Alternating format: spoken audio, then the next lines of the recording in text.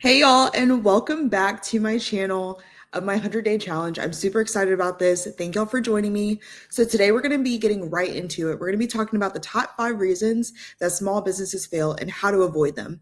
So I don't just want to give you all problems, but we are solution based here.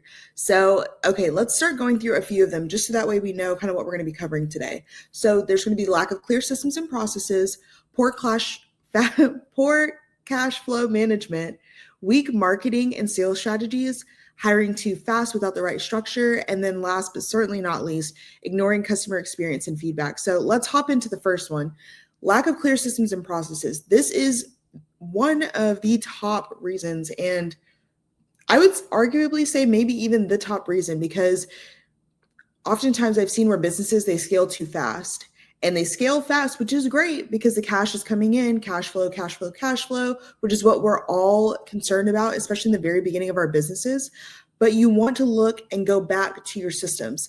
I actually just spoke with a founder a few days ago, and she was telling me that she actually paused her business, or not even fully paused it, but she stopped accepting new clients. She still had her existing clients, but she stopped for about 6 months just to be able to get the right infrastructure and right foundation for the company, because she didn't want to continue to build on a weak foundation.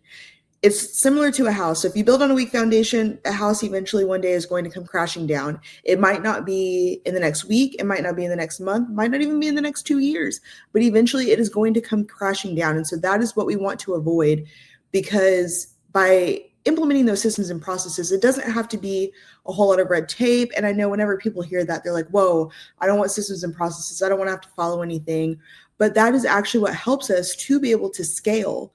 Because if you have those repeatable processes and those systems in place, it's going to be that much easier to be able to replicate with one employee, replicate with the next team member, the next team member, and the next team member. And that's ultimately the point that we want to be able to get to.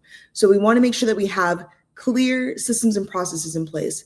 Next is going to be poor cash flow management. And actually, funny story, in my first business that I had, or actually it was my first business. That was actually one of the huge pain points that I had, was poor cash flow management, because the cash flow was coming in, but I was immediately putting that back into marketing. Well, then the marketing wasn't giving me the ROI that I needed to be able to continue with that. But I didn't see that at the time. I was just like, okay, we're just going to pump more money into it. Eventually it's going to scale. Eventually it's going to scale. Well, at a certain point, it does not scale. And then you realize, okay, you're really in the red. You're trying to kind of backtrack, but sometimes it might be too late. And so we want to make sure that we're being good stewards of our money. And that even means if you have to have a business partner in there, have a business partner. If you have to have someone that's strictly just helping you with the money side of things and budgeting to make sure that you're meeting your necessary goals, do that. Like, I know now in the business that I have, my fiance, he is actually over the finances. I really don't do anything with finances. I'm the face. I talk to people. That's what I do. But he is over the finance side of things because he understands that and he knows how to manage it. Versus me, sometimes I'll be like, oh, let's just throw some more money at it. Like, it'll turn around. That's not the smart thing to do all the time. So make sure that you have efficient systems and processes that will also help to manage your cash flow. Next, we're going to talk about weak marketing and sales strategies. That kind of ties into the last one, because that's one of the issues that I struggled with in my first business, was having weak marketing strategies. So sales were coming in, but the marketing was not as powerful as it needed to be.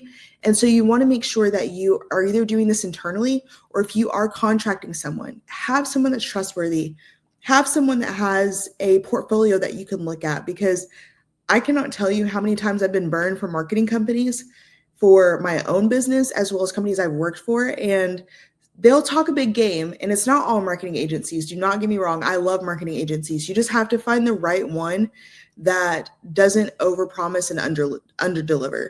I would always rather you say, hey, I'm going to do the best I can, XYZ, and then you overdeliver, but never get my hopes up this high only to deliver at a very, very low level. That's not where we want to be.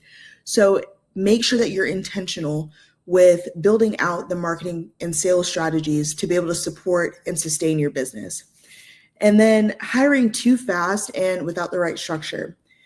That's going to be the fourth thing. I have seen this and also been a part of it in a previous company that I worked with. And the leads were coming in, everything, but then it was only during a certain period of time. And then we hired. We had like, it was like 60 some employees at one point, was as high as it got, and ended up having to let some people go because they hired way too fast. In one of my previous videos, I talked about whenever you hire, that will only magnify any inefficient systems and processes that you have. So any inefficiencies that you have will only be magnified when you hire more people.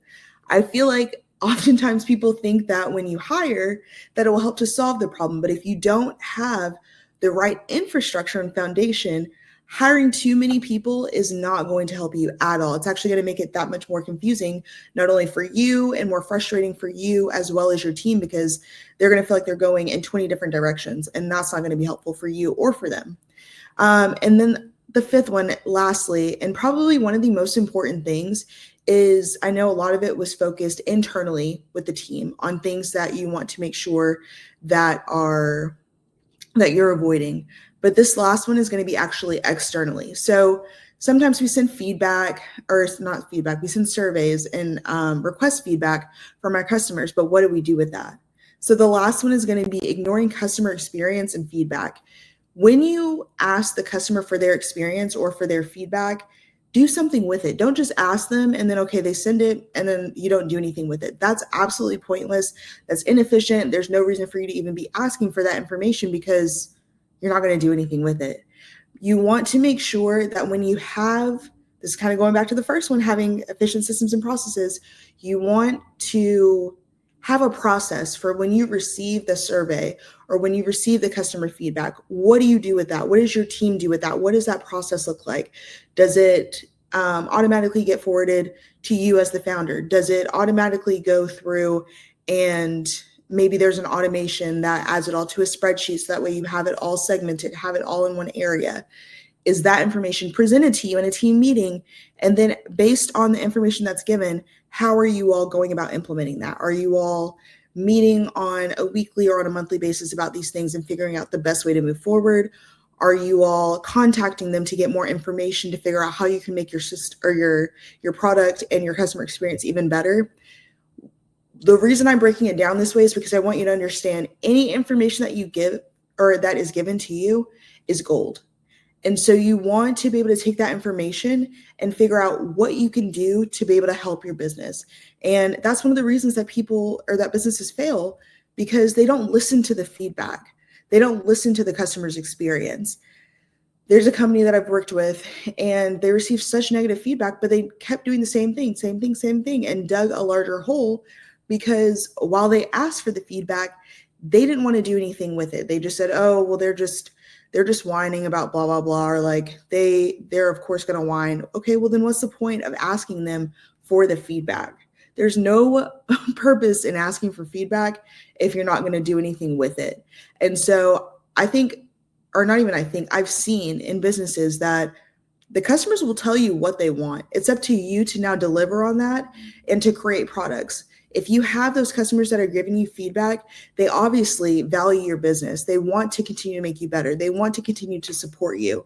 So the least you can do is go through their feedback of what their experience looked like with you, and then use the information that's given to be able to better the products and services that you already have, or create things that are even more tailored if you're getting very similar feedback in your surveys. So all of these are all to say that there are quite a few reasons that small businesses fail, but these are really the top 5 that I've seen, had experience with, and how to avoid them. So if you felt like this was helpful, please make sure to like this video and subscribe to my channel. And I will see you all tomorrow for the next day of the 100-day challenge.